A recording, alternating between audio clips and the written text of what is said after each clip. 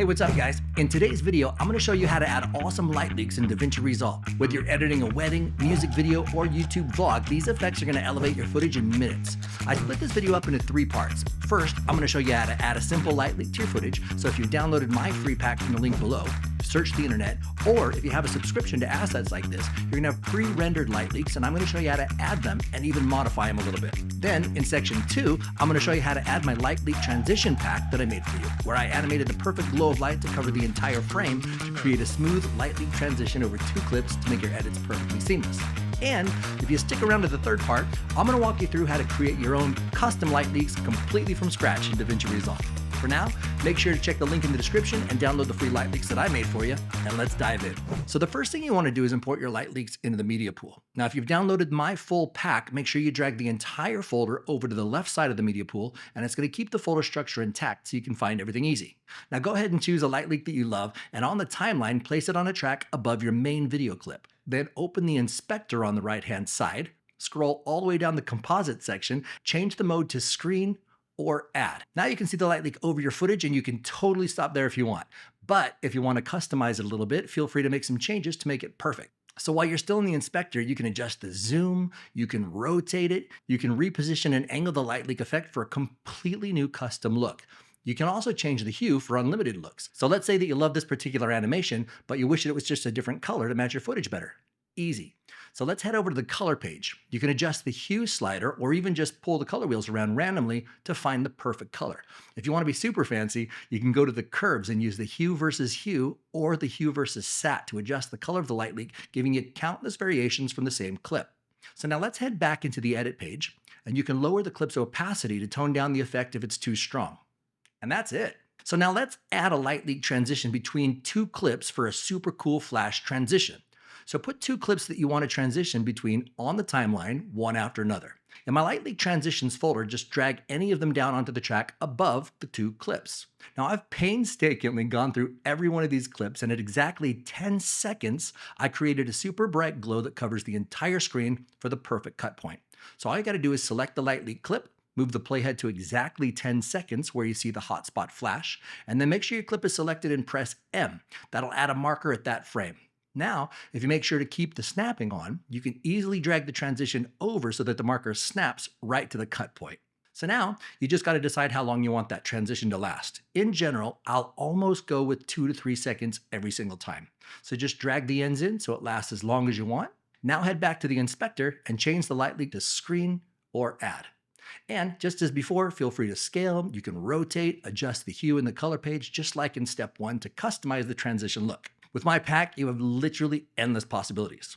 So before we jump into part 3, I want to quickly say that it's important to learn to create your own light leaks and understand the concepts behind them. This knowledge is super valuable, but if you're aiming to be a professional editor, it just doesn't make sense to spend hours making these effects from scratch every single time. So in the packs I've created, I've customized, layered, I've combined light leaks to build really unique looks that you can just drop onto your footage. Now I've made a collection that'll save you dozens of hours in the long run.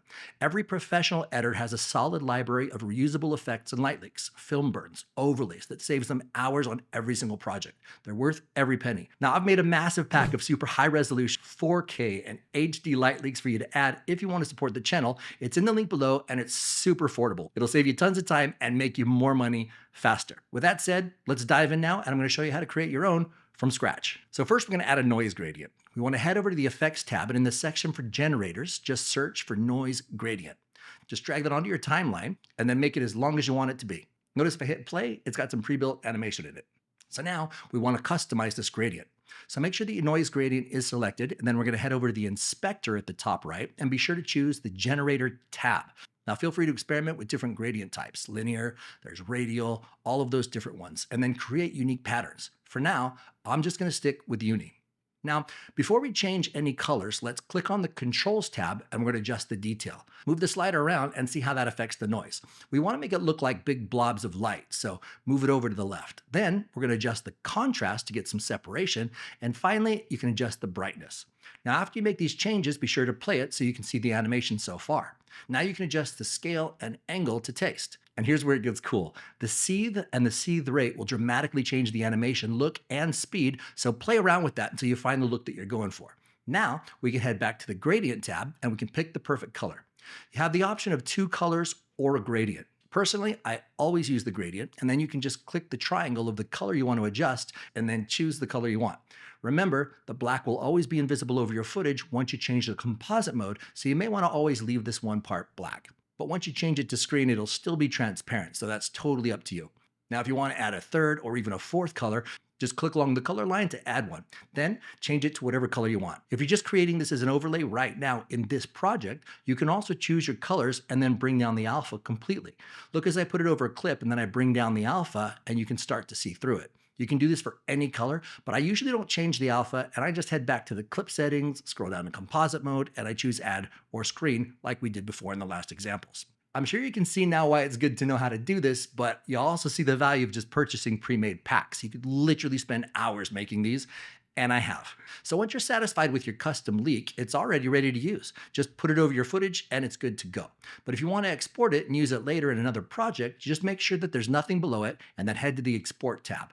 I don't think there's much reason to export it with an alpha because it's super easy to change the composite mode, so I would suggest just using H.264 and saving it wherever you want. If you want to go super high resolution, if you have a lot of glows, I would export it as ProRes or something like that. I would definitely click on the audio tab and disable the audio, and then add it to the render queue, and that's it. All right, so to get you started, I've created 5 free light leak effects that you can download and use in your projects right now. Now, these are perfect for adding a cinematic touch without spending time creating them from scratch. Now, like I said, as a professional editor, it's crucial to have a library of go-to effects like light leaks, film burns, dust overlays, and things like that.